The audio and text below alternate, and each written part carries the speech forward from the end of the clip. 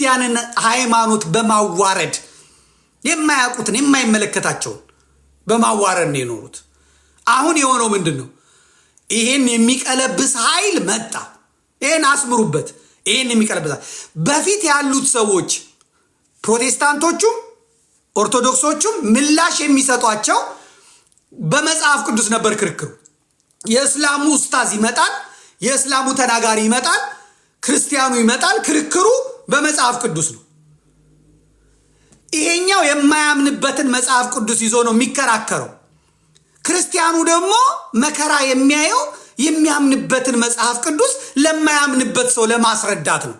ሥላሴ አንድ ሆኑ ሶስት የማያገባው፣ ኢየሱስ ክርስቶስ አምላኪውን ሰው የማይገባው፣ ያልተጠመቀ ጉዳዩ የማይመለከተው፣ ታቦት ምን ይሁን ምን የማያውቅ፣ ስለ ጸበል ምንነት የማያውቅ፣ እሱ ያለው ሼክ እኔ ያለኝ ካህን፣ ስለ ካህኔ ስለ ክህነት የማያውቅ፣ ስለ ቅዳሴና ስለ አዛኑን እንጂ ቅዳሴው የማያገባው የማይመለከተው ኤክስፐርት ሆኖ መጥቶ በራሴ ሜዳ ላይ በራሴ መጫወቻ ክልል የግብ ክልል ላይ በራሴው መጽሐፍ ቅዱስ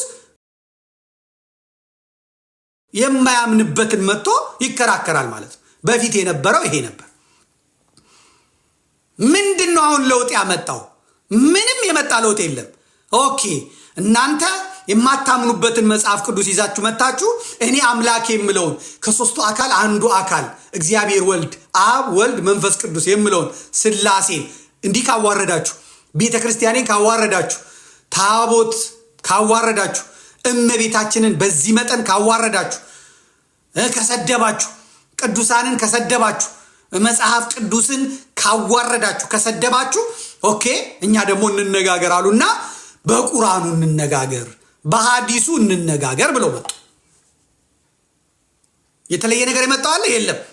እነሱ እዚህ መጥቶ ሙሴ እንዲህ አድርጓል፣ ሰለሞን እንደዚህ አድርጓል፣ ምንትሴ እንደዚህ አድርጓል ሲሉ ኦኬ መሐመድ እንዲህ አድርጓል፣ ቁርአን እንዲህ ይላል፣ ሐዲሱ እንዲህ ይላል፣ እንደዚህ ተብሏል፣ ይሄው ቁርአን ላይ እንዲህ ተብሏል፣ ይሄንን አስረዳኝ፣ ይሄኛው ላንተ አይገባም፣ ይሄኛው ላንተ እንዴት ገባ? እሱ እኔ የምነግረው የቁርአን ጥቅስ የቁርአን አንቀጽ አያው ለእኔ አይገባኝም።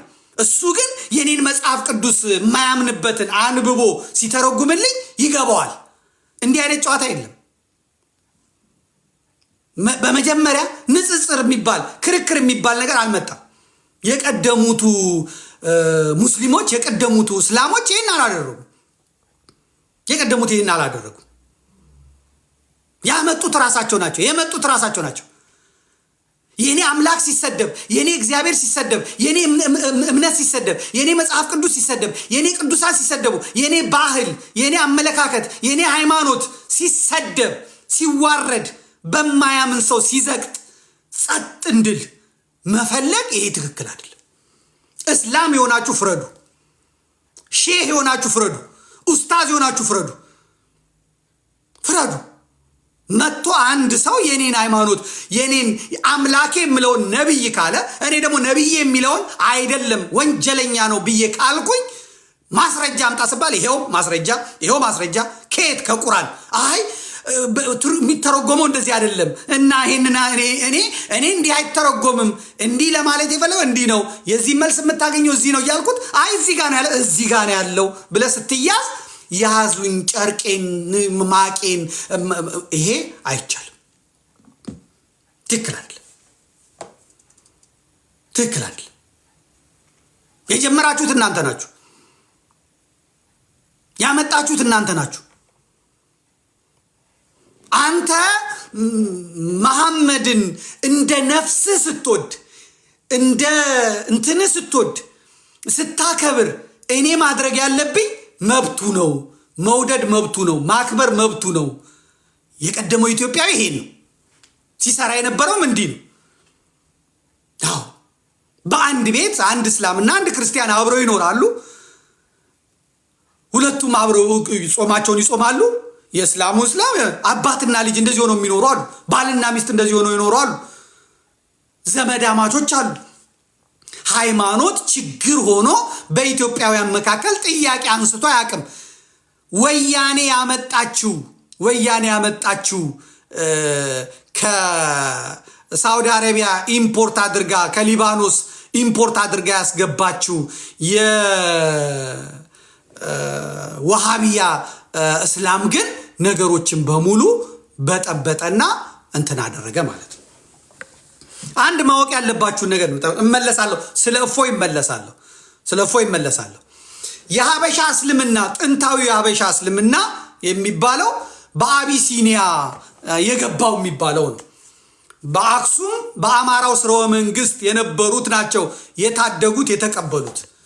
የኦርቶዶክስ ካህናት፣ የኦርቶዶክስ መነኮሳት፣ የኦርቶዶክስ ቀሳውስት ናቸው የእስልምናን ሃይማኖት ከመጥፋት ከመካ መዲና ሸሽቶ የመጣውን አሳልፈ ስጠን ሲባል አንሰጥም፣ የፈለጉትን ማምለክ ይችላሉ ብሎ የተቀበላቸው የአክሱም ኦርቶዶክሳውያን በኢትዮጵያ መንግስት በአቢሲኒያው መንግስት የመጣው ነው።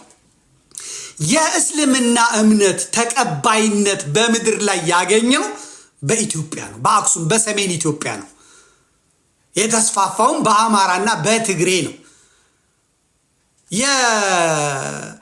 በዛ የገባውና የተስፋፋው የቀድሞ የመጀመሪያው እስልምና ፈቃድ ስላገኘ ተቀባይነት ስላገኘ በሌሎቹም የሀገሪቱ ክፍል ለመስፋፋት በቅቷል ማለት ነው።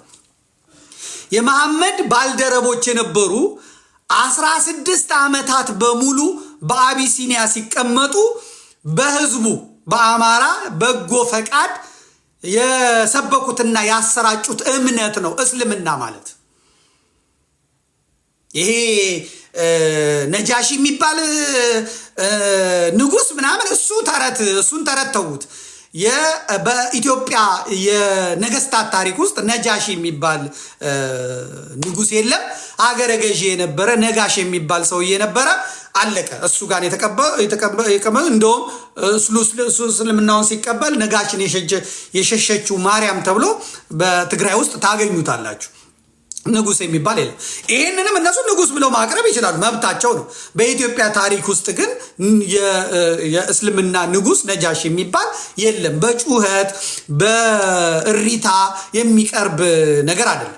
በኋለኛው ዘመን መጥቶ የኢትዮጵያን ነገስታት በማሳደድ በመዋጋት 15 ዓመታት ሙሉ እረፍት የነሳው ግራኝ አህመድ የአዳሉ ነው እንጂ ከዛ በፊትም ከዛ በኋላ የእስላም ነገስታት የሉም። ይሄ ከኦርቶዶክሳዊት አንጻር ከኢትዮጵያ ታሪክ አንጻር እናነግራለን። እኛ ደግሞ አይ እንደዚህ ማለት እንችላለን ማለት መብታችሁ ነው፣ መብታችሁን ይከበራል። እውነቱ ግን ይሄ ነው የሚሆነው ማለት ነው። 16 ዓመታት እስልምና በኢትዮጵያ ውስጥ ሲቀመጥ የኢትዮጵያ እና የኢትዮጵያ ቤተክርስቲያን ምንም ክፉ ነገር እንዳይደርስባቸው ምንም ነገር እንዳያገኛቸው ብላ የተቀበለቻቸው። አሁን በኋላ ላይ ለምን አሁን ያለው የዋሃቢያ እስላም ለምን የኢትዮጵያ ቤተክርስቲያን የምን ኦርቶዶክስን እንደሚያሳድድ ወደ ኋላ መጣላችኋለሁ። ለምን እንደሚያሳድዳል የተያያዘው ከዚህ ጋር ስለሆነ የኢትዮጵያ ቤተክርስቲያን መጀመሪያ የተቀበለቻቸው የመሐመድን መልእክተኞች ቤተሰቦች ለምን ተቀበላችሁ ተብሎ እንዴት የኢትዮጵያ ቤተክርስቲያን ጥርስ እንደተነከሰባትና አሁን ባለው ጽንፈኛ የዋሃቢ እስላም በኩል የኢትዮጵያ ቤተክርስቲያን ፍዳዋን እንደምትበላ ወደ ኋላ እንመጣበታለን ማለት ነው። ያ እንግዲህ ኦሪጂናሉ እስልምና ነው። በእነሱም ይላሉ አሁን የአማራ እስላሞች ትክክለኞቹ የአማራ እስላሞች ያልተበረዘ ያልተደለዘ የሌሎቹን እምነት አክብሮና ወዶ የነሱንም ጥበቃ በመሻት የመጣው ያ የቀደመው እስልምና ነው።